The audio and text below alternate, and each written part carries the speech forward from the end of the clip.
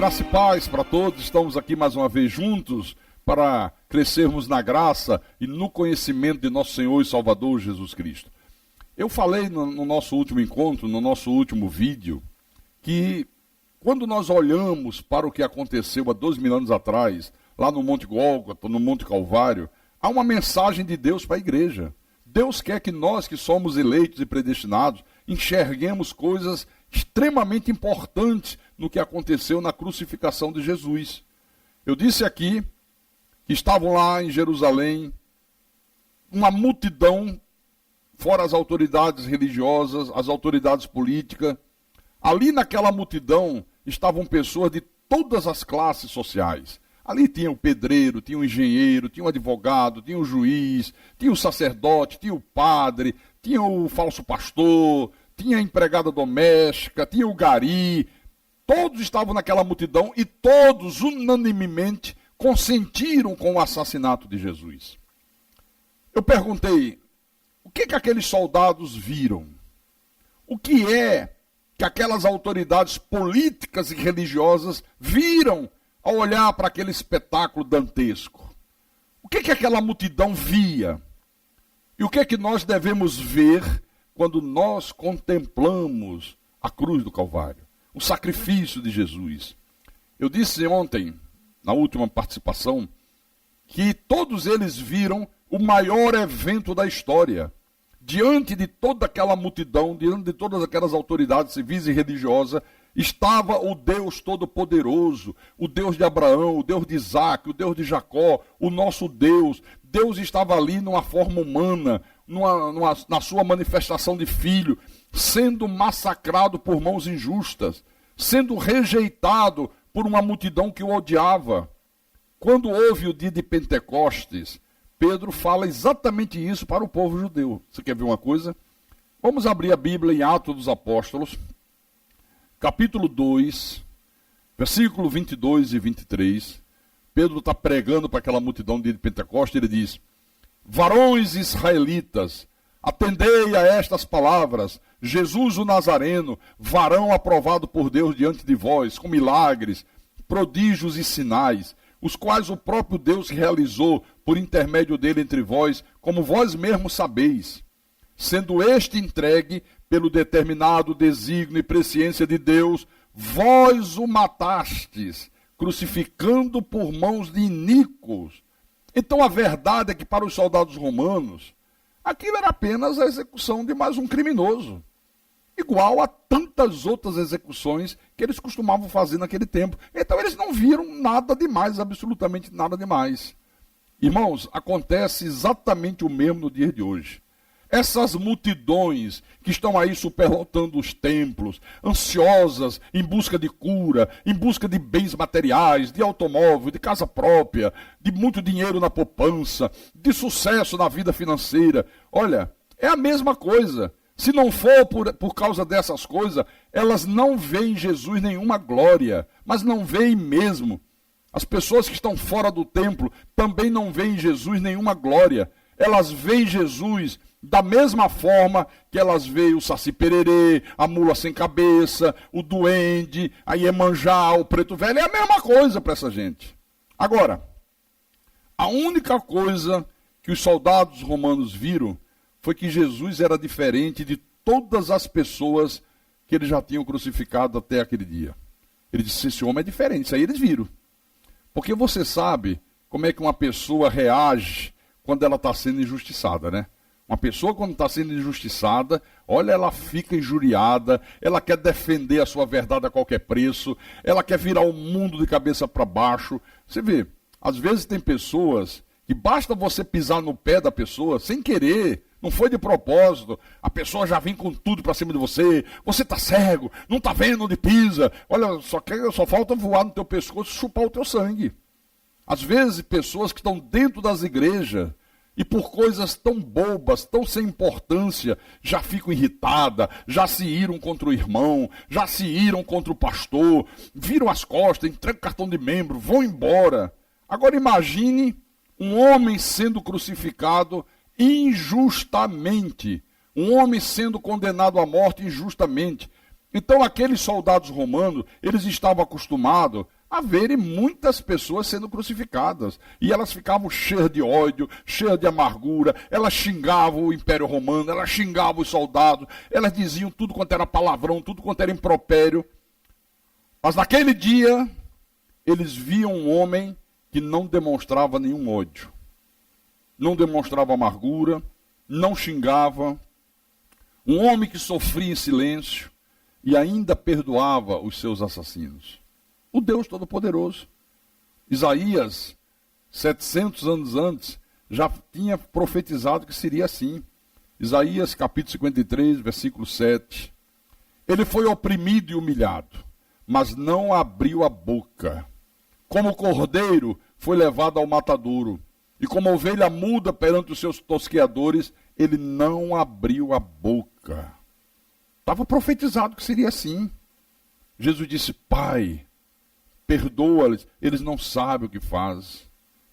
Só que, meus irmãos, quando eu olho para a cruz, eu vejo também a ação soberana de Deus na salvação do seu povo. Nós temos falado muito nas últimas gravações que eu fiz, falamos muito sobre a soberania de Deus, sobre a predestinação, sobre a eleição. Quando eu olho para o espetáculo da cruz, eu vejo a ação soberana de Deus na salvação dos seus escolhidos, dos seus eleitos, daqueles que ele predestinou. Você vê que os dois ladrões que foram crucificados com Jesus zombavam de Jesus. Deixa eu voltar em Mateus capítulo 27, porque é bom a gente conferir coisas espirituais com espirituais. Eu queria que você marcasse aí na tua Bíblia, Mateus capítulo 27, versículo 44. Diz assim: E os mesmos impropérios lhe diziam também os ladrões que haviam sido crucificados com eles. Os mesmos impropérios, a mesma raiva, o mesmo ódio que aquela multidão tinha, os dois ladrões também tinham de Jesus. Mas acontece que de repente, um desses ladrões muda de atitude. Deixa eu mostrar aqui. Volte um pouco atrás. Um pouco atrás não, um pouco à frente, no livro de Lucas. Mateus, Marcos, Lucas, capítulo 23. Estou abrindo aqui na minha Bíblia, capítulo 23, versículo 39 em diante. Vamos acompanhar a leitura, tá? Um dos malfeitores crucificados blasfemava contra ele, dizendo: Não és tu o Cristo? Salva-te a ti mesmo e a nós também. Aí respondeu-lhe o outro, repreendendo, dizendo: Nem ao menos temes a Deus, estando sob igual sentença. Nós, na verdade, com justiça, porque recebemos o castigo que os nossos atos merecem, mas este aí nenhum mal fez.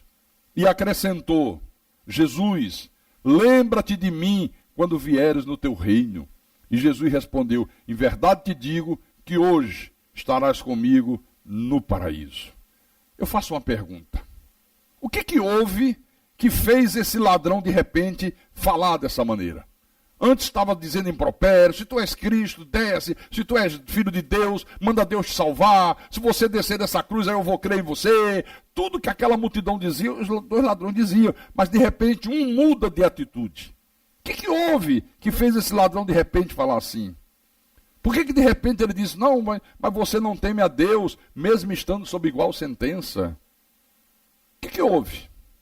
O que houve foi a ação soberana de Deus, efetuando naquele ladrão o querer e o realizar. Deus imputou a esse homem o dom do arrependimento. Esse homem, esse ladrão agiu assim, não foi porque alguém o evangelizou, não foi por ter sido evangelizado que ele mudou de atitude. Não foi porque chegou um pastor diante dele e disse: Olha, você está na hora da morte, você não quer aceitar Jesus, você não quer receber Jesus, você não quer usar o livre-arbítrio e crer. Não foi por isso. Foi porque Deus lhe concedeu o dom do arrependimento. E Deus só concede o dom do arrependimento àqueles que ele predestinou para a salvação. Aqui no livro de Atos dos Apóstolos, capítulo 11, Atos capítulo 11, versículo 18, diz assim: E ouvindo eles estas coisas, apaziguaram-se e glorificaram a Deus, dizendo: Logo também aos gentios foi por Deus concedido o arrependimento para a vida. Irmãos, quando Deus concede o dom do arrependimento, o homem tem que reconhecê-lo como Deus, o homem tem que reconhecê-lo como soberano, como Salvador, o homem tem que honrá-lo. Você está percebendo? Não precisou de estratégias humanas, não precisou colocar alguém com um teclado tocando um hino para sensibilizar o ladrão. Não precisou aparecer um Silas Malafaia dizendo: ó, seu ladrão, se você der R$1.000 para ajudar a obra, o Senhor vai te livrar dessa morte horrível. Não precisou. Nada disso foi preciso. Tudo foi uma ação direta de Deus. Uma ação soberana de Deus. Então, aquela multidão que estava ali, aos pés da cruz, viram sinais miraculosos da parte de Deus. Viram coisas extraordinárias. Mas mesmo assim, não adiantou. Aquela multidão não se converteu. Aquela multidão não conseguiu enxergar que ali diante deles estava o Deus eterno. Estava o Criador dos céus e da terra. E é interessante isso, eu vou só mostrar para a gente concluir. Deixa eu voltar aqui em Mateus, capítulo 27, versículo 45, para você marcar na tua Bíblia também. Mateus 27, capítulo 27, versículo 45. Olha só. O versículo 45 diz assim: desde a hora sexta até a hora nona, houve trevas sobre a terra, sobre toda a terra. Irmãos, diante daquele espetáculo de horror que estava sendo realizado ali no Calvário, o sol se escondeu. Era meio-dia e de repente tudo ficou como uma noite escura. Sabe aquela noite que não tem nem lua? Completamente escura. Olha, eu fico pasmo quando eu vejo que hoje a grande maioria das pessoas vem à igreja, mas elas veem a igreja como se fosse um clube de lazer. O evangelho é visto como um manual para se adquirir riqueza, um manual para se tornar rico, para conseguir uma casa própria, um automóvel. É impressionante isso. Por isso que essas multidões que superlotam os templos não conseguem enxergar a glória de Deus. Eles não conseguem demonstrar nenhum temor e nenhuma gratidão a Deus. É tudo um grande oba-oba. No versículo 51, diz assim: eis que o véu do santuário se rasgou em duas partes, de alto a baixo. Tremeu a terra, fenderam-se as rochas, abriram-se os sepulcros, e muitos corpos de santos que dormiam ressuscitaram. E saindo dos sepulcros, depois da ressurreição de Jesus, entraram na cidade santa e apareceram a muitos. A terra tremeu, os túmulos foram abertos, pessoas ressuscitaram. Você vê, até a natureza demonstrou solidariedade ao Deus Todo-Poderoso. Os únicos que eram insensíveis naquele momento ali eram os homens. Mais insensíveis que uma rocha, mais insensíveis que uma pedra. Eles estavam vendo o evento mais extraordinário da história, mas nada disso sensibilizou aquelas pessoas. E o que é que eu quero dizer com isso? Eu quero dizer para você o seguinte, meu irmão: ver milagres, ver prodígios, não converte ninguém. Se milagres convertessem as pessoas, ninguém teria rejeitado Jesus, ninguém teria pedido que ele fosse assassinado numa cruz.